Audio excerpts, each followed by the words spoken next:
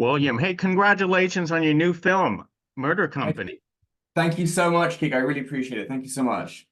We gotta love these World War type of movies. It's always a guilty pleasure, especially watching it on a Friday and Saturday night. But we have to hear it from you is what initially drew you to this project?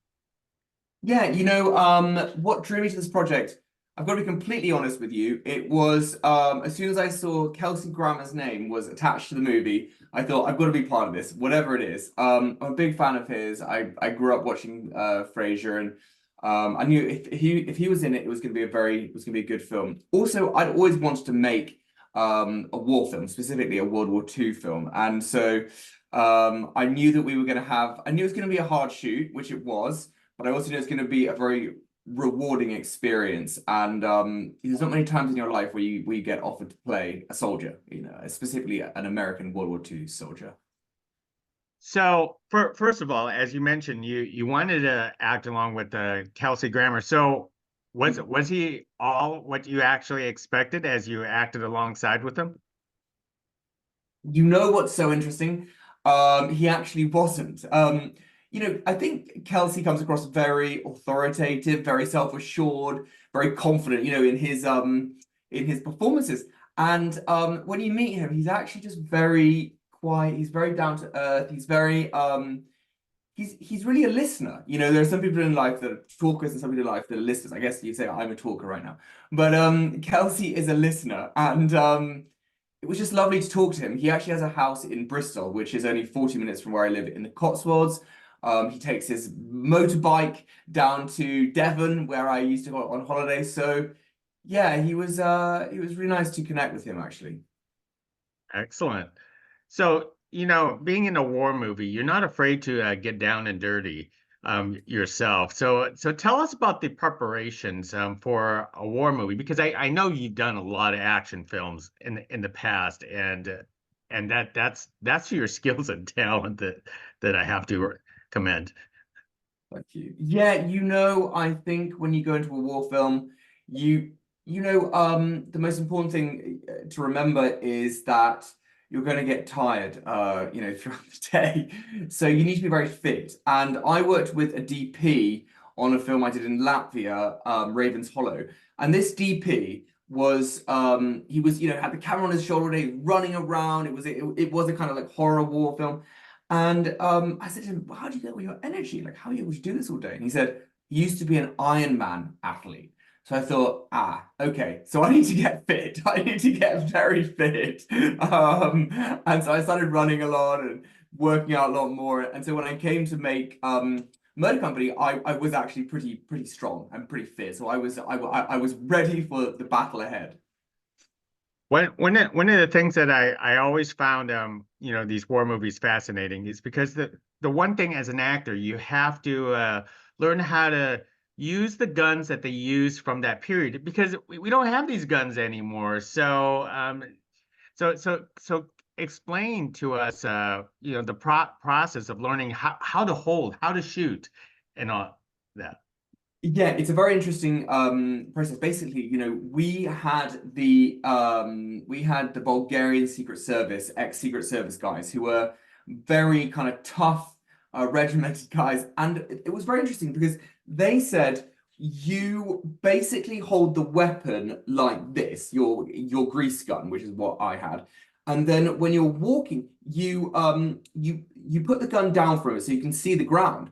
Because if you can't see the ground when you're moving, basically you could trip and you could pull the trigger and you could shoot your friend, or you could release information to the enemy that you've exposed where you are. So it was very interesting to like learn how to do everything, and every film's a little different. I did a Western where I used a musket. I've done swords. This is World War II. I've done modern day weapons.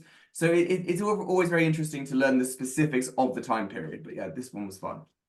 I was gonna say I don't know how you choose your projects. You go from swords to muskets because I've seen your film, your recent film, Davy Crockett. You're going to World War II. Is this something that you just land upon, or you just love these? I don't want to call it like period pieces, but but in a sense, they are in its own way.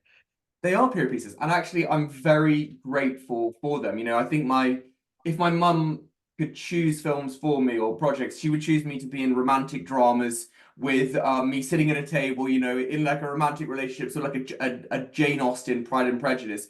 But I end up shooting people, getting shot, fighting people, jumping off things, being on horses, which, to be honest, is much more my speed. I'm a bit of a bit of a kid, I'm a big kid, really. So it always plays into my inner child when I get to play these parts. And David Crockett, obviously playing a cowboy, was one of the best experiences I've had. So I'm grateful for them. Hopefully they just keep on coming. Now, you being British, what's the enjoyment of playing American characters to you, and you have to switch, to a different accent for these different projects? Yeah, obviously you have to change accents. And I think more than anything, I'll tell you a funny story. My ex-girlfriend, she used to try to help me with the American accent.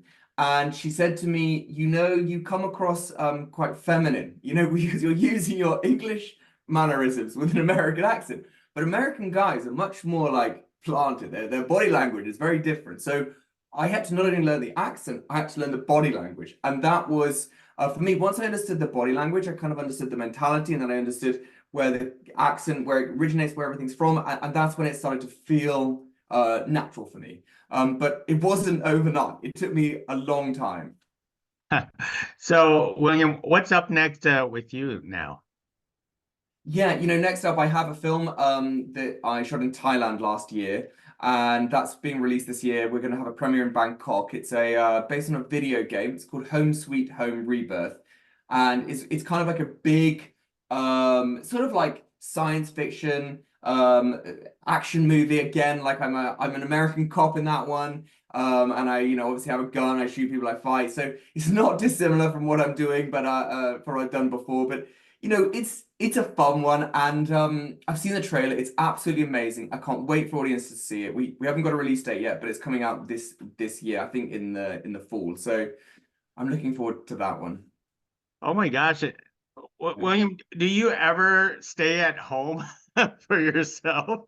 You travel the world so much. I'm very lucky. I'm very blessed. I'm not going to complain. I'm very lucky. I am so grateful to live my dream every day. So yeah, I'm one of the blessed ones. Well, William, keep living that dream. Thank you for carrying this conversation with us about the murder company. You are definitely living that dream. So Thank you, thank Jake. you. Thank you so much. I really appreciate your time today. Thank you so much. Hey, thank you.